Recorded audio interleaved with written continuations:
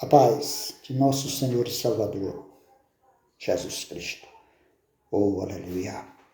Louvado seja o nome do Deus que fez os céus e a terra, o Deus que nos guarda e nos protege.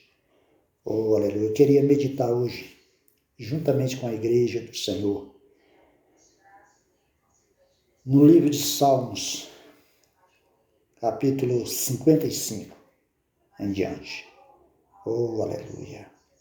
Aonde Davi se queixa da malícia dos seus inimigos, persevera em oração e lança a sua carga sobre o Senhor.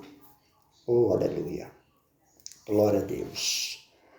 A palavra de Deus diz que se nós, que somos pó e cinza, clamarmos de todo o nosso entendimento, de todo o nosso coração, lançar sobre ele as nossas queixas, lançar sobre a presença de Deus as nossas preocupações e ansiedade, oh, aleluia, o Senhor se levantará do seu trono, especificamente para atender a oração dos seus servos, oh, aleluia. E era isso que o salmista Davi, um homem segundo o coração de Deus, oh, aleluia, ele fazia quando ele estava oprimido por causa da opressão dos seus inimigos. Nós também, trazendo para nós agora, não é diferente. Tem dia que estamos angustiados, tristes, desanimados, procurando um lugar para se esconder. O que nós devemos fazer nessas horas tristes da nossa vida? É entregar nas mãos de Deus, é falar para o Senhor, eis-me aqui. Né? Eis-me aqui, né? Já não estou suportando, né? Me ajuda a carregar essa cruz. Então é isso que nós temos que fazer, é colocar tudo diante dele. E ele começa a trabalhar em nossas vidas. Porque a palavra de Deus diz que ele não dá a luta além do que a gente possa suportar. E aqui no Salmos 55, a palavra de Deus diz aqui a partir do versículo 1, inclina, ó Deus, os teus ouvidos à minha oração e não te escondas da minha súplica. Oh, aleluia! Ou seja, o salmista inicia ali falando para Deus, Senhor, se inclina para mim. Oh, aleluia! Inclina os teus ouvidos para a minha súplica. Eu preciso de um refrigério para a minha alma, pois estou perturbado, né? Estou angustiado por causa da opressão do inimigo. E no versículo 2, atende-me e ouve-me, lamento-me e rujo. Oh, aleluia! Ou seja, a luta do salmista era tão grande que ele já não tinha força, entendeu? Simplesmente se lamentava e rugia, ou seja, a voz não saía, porque ele estava sem força, por causa da opressão dos nossos inimigos. Oh, aleluia! E ele ali clamava a Deus, né? E nós sabemos que Deus é misericordioso e não é homem para que minta. Ele ouvirá o clamor do seu povo.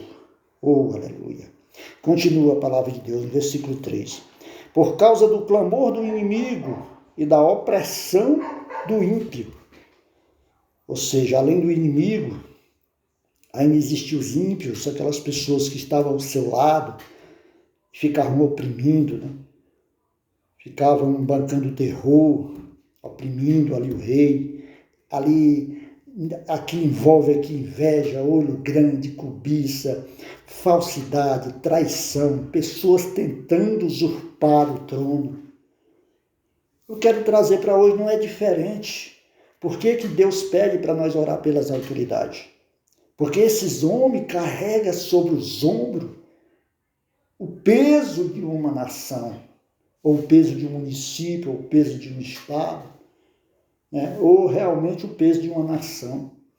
São tantas pessoas falando mal, são mais palavras negativas do que as palavras positivas. Então, se a gente não interceder por esses homens, como eles suportarão tamanha opressão? Então, é por isso que a palavra de Deus diz, para que nós venhamos interceder pelas autoridades. Porque não há uma autoridade que não seja constituída por Deus, seja bom ou seja mal. A palavra de Deus diz que nós temos que tratar eles, se ele for mal, nós temos que tratar como se fosse bom. Né? É verdade, eu sei que não é fácil você interceder por alguém que você queria amaldiçoar, que você queria espraguejar. Mas é o nosso dever, como servo de Deus, interceder pelas nossas autoridades. Eu quero aqui, eu não vou muito longe, eu vou aqui falar do nosso presidente atual. Ele está carregando não só o peso da nossa nação, mas o peso mundial. O mundo está voltado para o Brasil. O mundo está voltado para o Brasil, ou seja, já imaginou a opressão que esse homem está sentindo?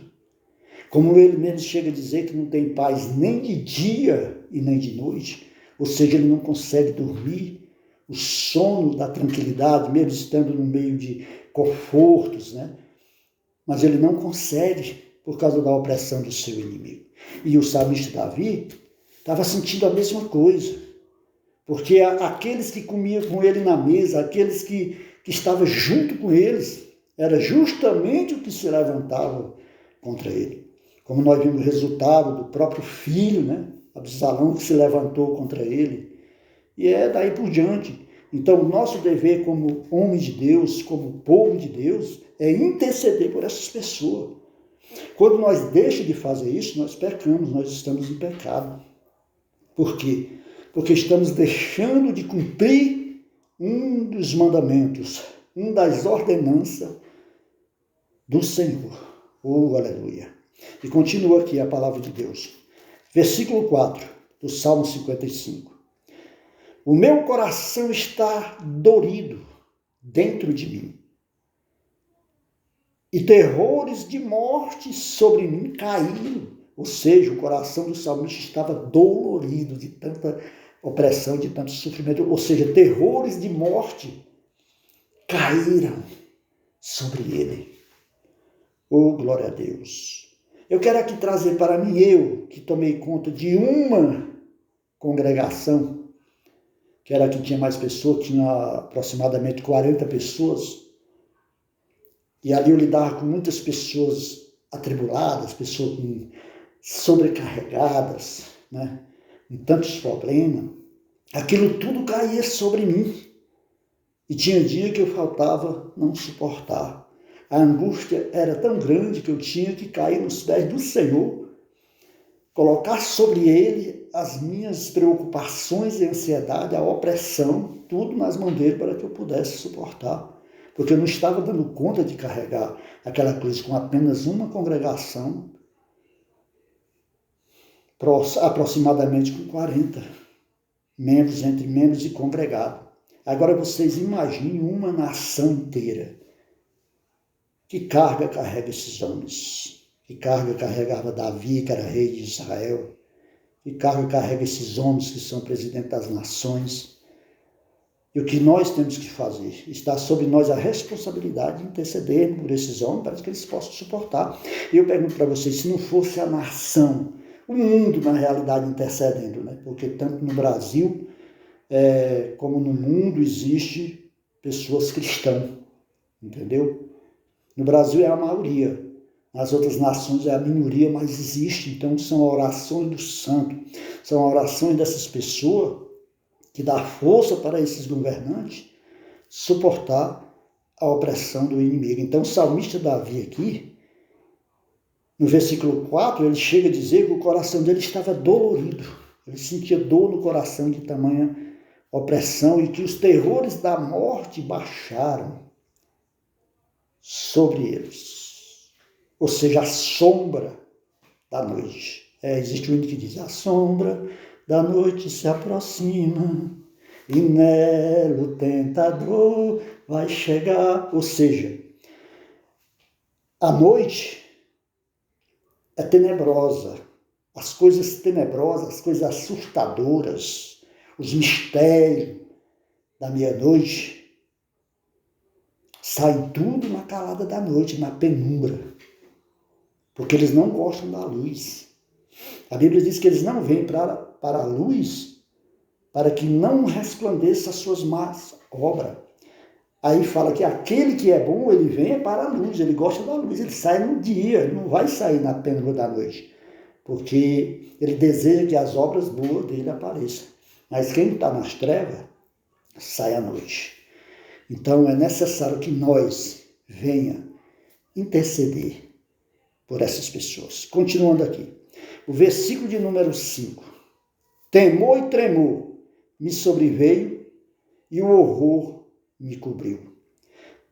Pelo que disse, quem me dera asas como de pomba voaria e estaria em descanso. Então o salmista chegou a desejar que ele tivesse asa, que ele fosse um anjo ali, para que ele pudesse voar e descansar nos braços do Senhor. Oh, aleluia! Chegou a sentir inveja santa das aves do céu, que no fim da tarde elas voam buscando lugar para pernoitar, entendeu? E sempre eles procuram lugar onde há cachoeiras, rios de águas cristalinas, para que possam ali à noite iniciar com a sua sinfonia, pegar o seu sono e acordar os seres viventes ao seu redor com sua linda sinfonia. Ou seja, eles vão em busca de paz, e era o que o salmista Davi desejava naquele momento.